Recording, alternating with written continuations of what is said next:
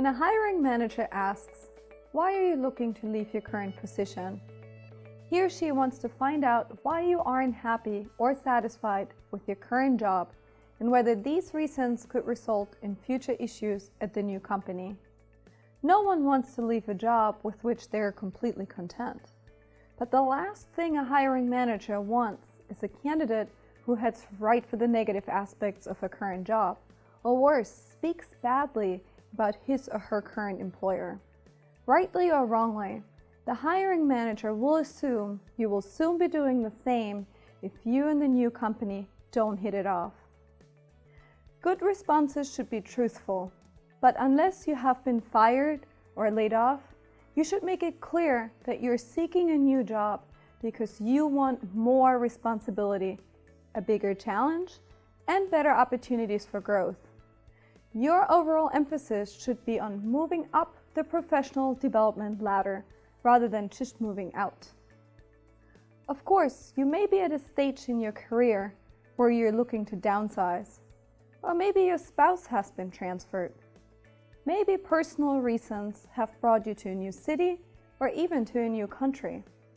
All of these are acceptable reasons, but be sure to include the needs of the company and position you're applying for.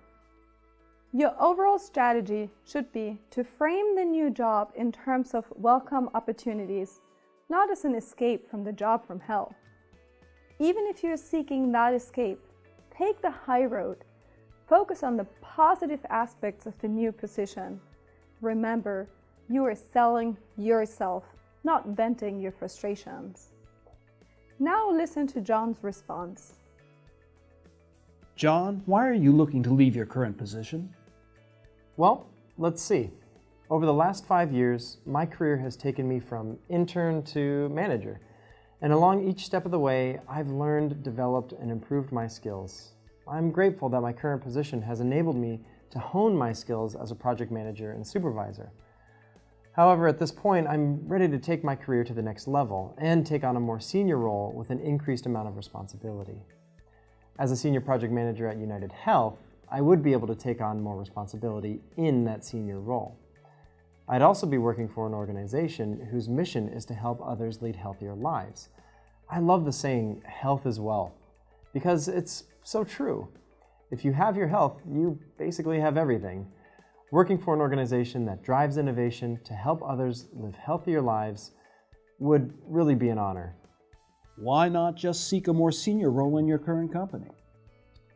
Yeah, well, that was my first idea. My current company does understand my desire to grow and take on more responsibilities, but at this point they just simply can't offer me the opportunity. The projects I'm managing are winding down, and the company has opted not to invest further in financial services. So, at this point in my career, I'm looking to grow with a company that is results-oriented and committed to innovation. And that brings me to United Health, and a position where I believe I can contribute through my commitment to customer service, my communication skills, and my experience in data-driven decision-making. Plus, the more I think about the healthcare sector, the stronger my desire to work in your field. I've worked in financial services, business administration, and IT projects. And yeah, those are challenging fields, and they do help make the world a better place. But working in the healthcare industry for a company that is driving innovation to help others lead healthier lives, man, that's a higher level mission that speaks to my passion. Let's look at some of the language John uses. John refers to the last 5 years of his career as along each step of the way. This is spoken language, meaning over a period of time. Notice, after this phrase, John adds, "I've learned." That is short for "I have learned," which is the present perfect form of the regular verb learn. John uses the present perfect because he's talking about an action that extends over a period of time from 5 years ago to the present.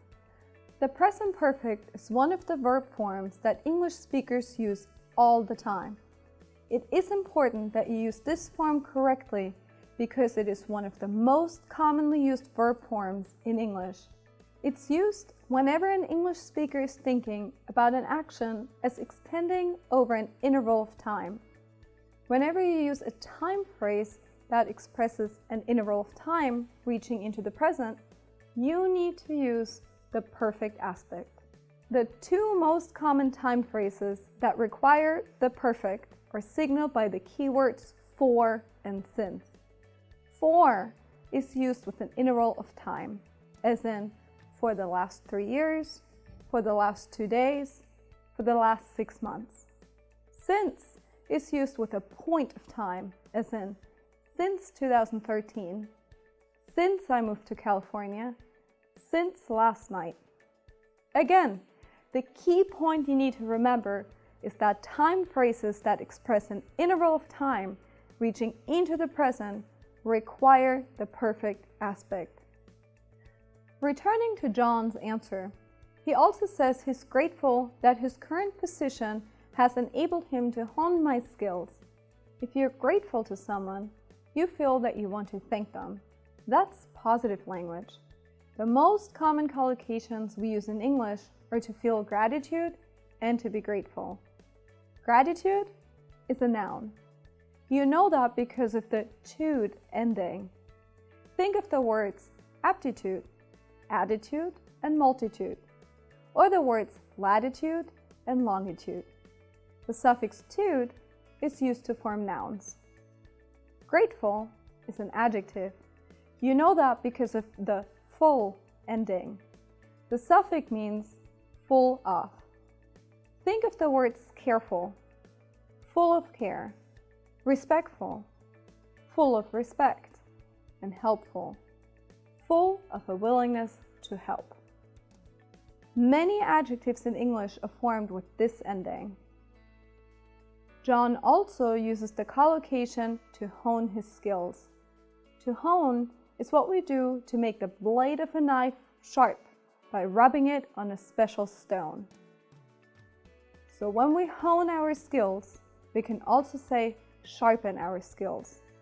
That means we improve skills we already have. John is emphasizing his commitment to growth.